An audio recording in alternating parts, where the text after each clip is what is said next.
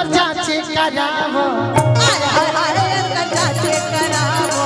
हाय हाय हाय एकर medical करावो हाय हाय हाय एकर जांच करावो। ई जांच के बात करत है लेकिन पहले सुनी ना यही एगो भाव ले ली। हां बोली कि परा डोले पतैया डोले पलंगवा डोले नादी अरे पिपरा डोले पतैया डोले पलंगवा डोले नादी अरे पिपरा डोले पतैया डोले पलंगवा डोले नादी पिपरा डोले पतैया डोले पतैया डोले और पलंगवा पलंगवा डोले हाँ कैसे डोले तो काल्हे के रुसा काल्हे के रुसा बोलो ना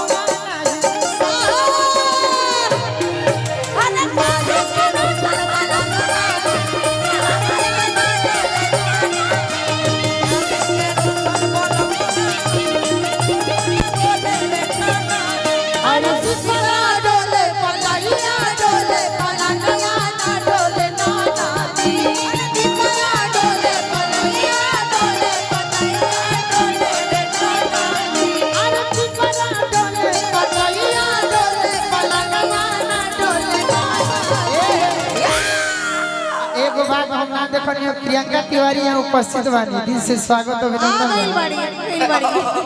बड़ा लेट आइलू हो लेट देखिए टाइम साइज भरी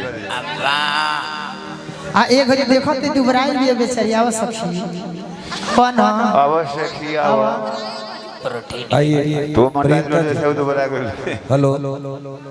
प्रोटीन के कमी बा प्रियंका जी और तमाम यूट्यूबर भाइयों के लिए खुशखबरी बता दो 21 तारीख को दिल्ली में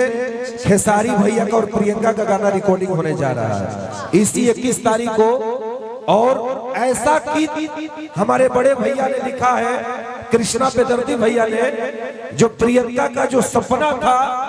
घर घर में तुरंत प्रियंका सुनाई देगी और 21 तारीख को दिल्ली में रिकॉर्डिंग होगा और अगले महीने में वो गीत रिलीज हो जाएगा। शुभकामना तुमको एडवांस में दे रहा हूँ और आप लोगों का प्यार बना रहे। आपका ये मेहनत है, आपका परिश्रम है, आपका ऑडियो हमारे खेसारी भैया ने एक बार में सेलेक्ट किया था, इसके लिए बहुत बहुत शुभकामना प्रियंका जी। हिमांशु भैया के लिए मैं कुछ कहना चाहती हूँ, एक दो लाइन, और उसके बाद बबीता जी क्योंकि प्रियंका जी भी आ गई हैं। प्रियंका जी खाती एगो लाइन और याद आ गई जान तनिका बताइए। कि लागत के हु मरले बमती लागत के हु मरले बमती लागत के हु मरले अरे मरले बमती मती जे मरले बा वही हमें बा करे ले ए सखी का सखी कि लागत के हु मरले अरे मरले बमती एकर जांच करावो हाय हाय हाय एकर जांच करावो हाय हाय हाय एकर मेडिकल करावो हाय हाय हाय एकर जांच करावो। ई जांच के बात करत है लेकिन पहले कारण जानो कहत है कि पिया बाहर रहेला मन पागल रहेला पिया बाहर रहेला मन पागल रहेला इनका खातिर हो हमारे आंख जागल रहेला आंख जागल रहेला पिया मन पागल रहेला इनका खातिर हो हमारे आंख जागल रहेला लागत के हो मरले बमती लागत के हो मरले बमती इनका जांच करावो हाय हाय हाय एकर जांच करावो हाय हाय हाय एकर मेडिकल करावो हाय हाय